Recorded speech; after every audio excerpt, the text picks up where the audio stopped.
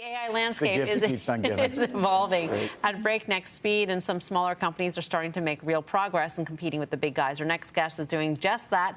Aravind Srinivas is the co-founder and CEO of Perplexity, which calls itself the world's first AI answer engine. Aravind, great to have you with us. Thank you for having me here.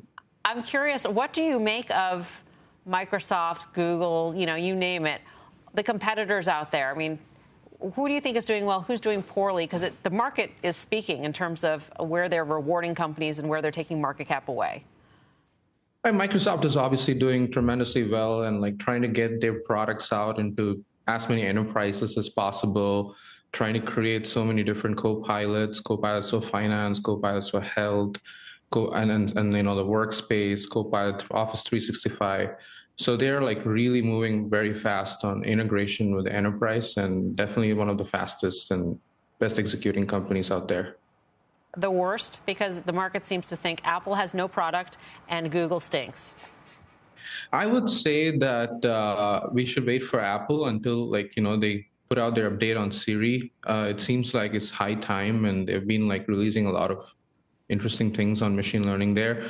But Google seems to be the one that has the most difficulty in executing, clearly because of their, business model. And first of all, when you ask the average person in the United States what they associate Google with, they associate Google with being accurate. I Googled it. It just means you got it right. There's no more fact checking anymore. But in the age of AI, in the age of answer bots, where you do have to deal with hallucinations, you do have to deal with mistakes and different ethics of different AI models, that's not their strong point. That's actually where any mistake that they make is highlighted even more than mistakes made by Microsoft or mistakes made by OpenAI or mistakes made by Perplexity.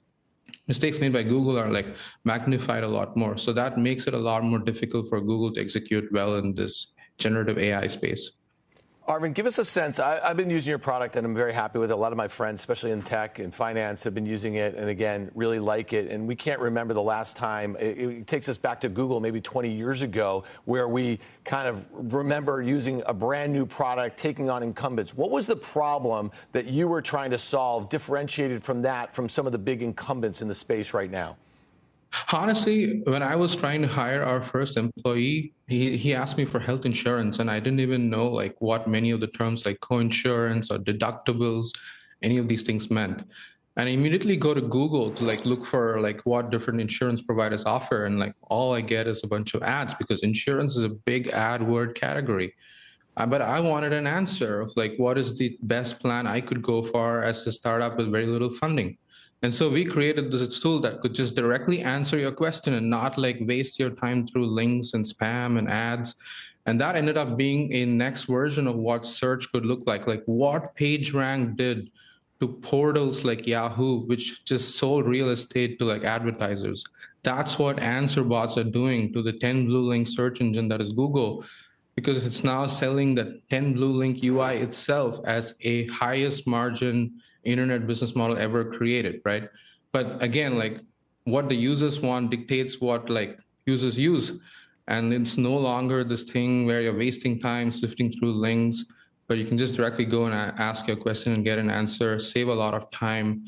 And at least when you start using these searches, the highest paid people or the top paid people in the United States, knowledge workers, when they stop using Google for day-to-day searches at work time, because people are incentivized to be more productive and save time, that makes a big dent on what these people are thinking of Google in their own day-to-day workflow. And it's slowly going to change your habits as we progress.